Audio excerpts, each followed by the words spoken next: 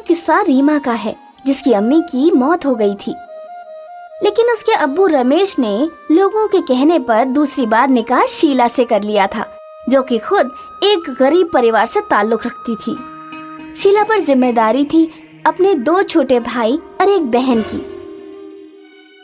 निकाह के बाद देखो, मैंने तुमसे निकाह सिर्फ अपनी बेटी रीमा और बेटे सोनू के वास्ते की है। मेरे पास खाने पीने की कोई किल्लत नहीं, घर भी है।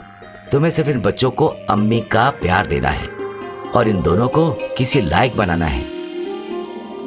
मुझे मालूम है, लेकिन मेरी सिर्फ इतनी सी शर्त है कि मैं कभी भी अपने भाई बहन के लिए कुछ करूं तो आप मुझे टोकेंगे नहीं, क्योंकि मेरे अम्मी अब्बू गरीब हैं। चलो ये भी ठीक है, लेकिन मेरे बच्चों को कोई दिक्कत नहीं होनी चाहिए। उन लोगों के बाद जो वक्त मिलेगा वो तुम अपने भाई बहनों को दे देना। कुछ दिनों बाद शीला को एक बेटा पैदा होता है।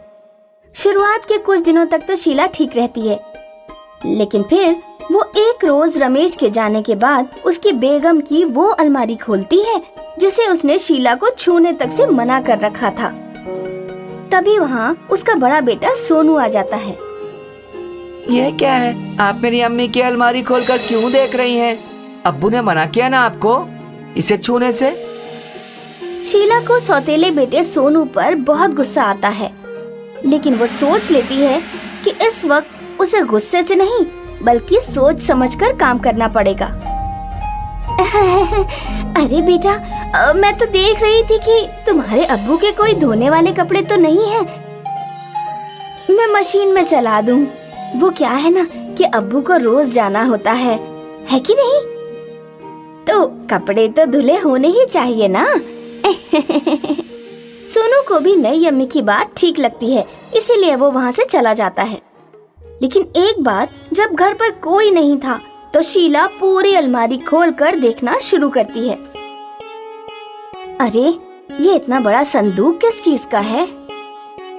जैसे ही वो संदूक खोलती है उसमें भर कर गहने रखे होते हैं। शीला का मन उन गहनों को देखकर लालच से भर जाता है।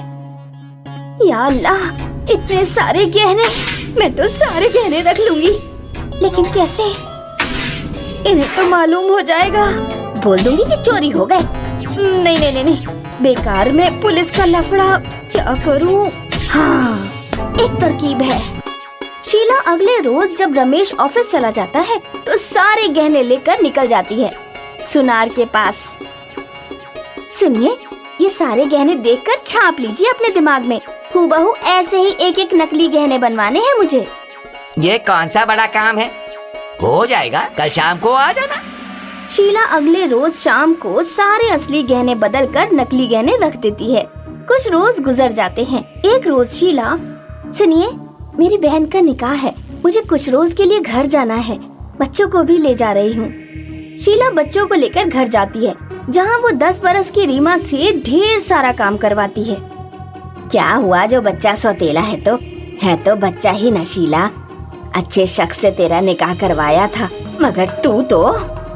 देखिए अम्मी, किसी और का बच्चा पालना आसान नहीं, नामुमकिन है, और मैंने ये निकाह सिर्फ आप लोगों के लिए किया है।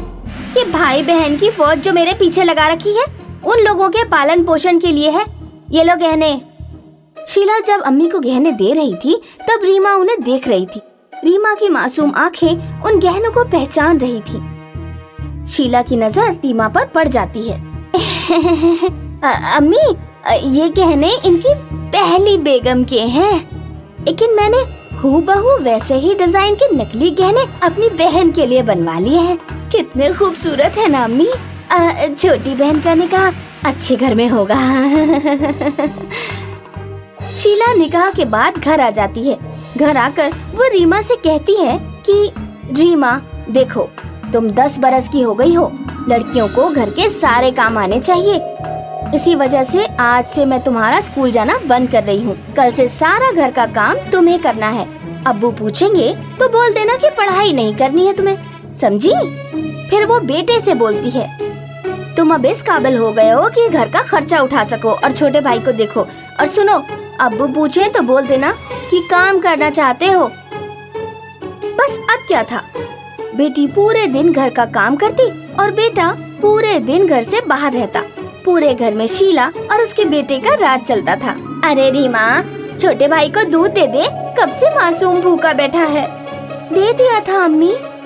तो क्या पागल हो गया है जो रोए जा रहा है? अब तो ज्यादा होशियारी कर रही है रीमा। मेरे बेटे का खाने पीने का कोई ख्याल नहीं रखती है। अम्मी, अब हम सब बड़े हो गए हैं, क्या वो हर वक्त छोटे बच्चों जैसे रोते रहता है? उसको बोलिए नौकरी करे। सोनू भी तो आखिर नौकरी करता है ना? हाँ हाँ करता है, मगर वो पढ़ता भी तो नहीं था ना।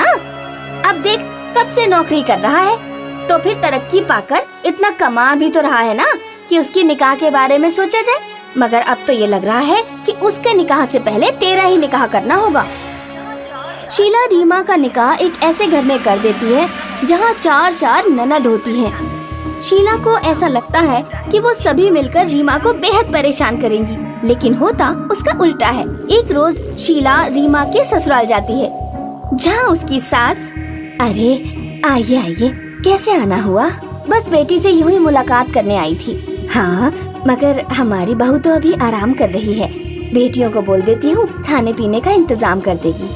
अरे काम करवाया कीजिए बहू से, वहाँ तो मैं सारा काम करवाती थी, ऑफ तक ना करती थी वो। हाँ हाँ, बेहद काम कर चुके हैं मेरी बहू अपने हिस्से का। आप क्यों आई हैं ये बताइए। शीला को सास की बातें सुनकर गुस्सा आ जाता है और वो वहाँ से चली जाती है। कुछ वक्त के बाद शीला के शौहर की मौत हो जाती है। देख, अब तेरे अब्बू तो रहे नहीं, तेरा भी निकाह हो गया है। अच्छा होगा तू इस घर को छोड़ दे। वैसे भी जब तक मैं जिंदा हूँ ये घर मेरा ही रहेगा।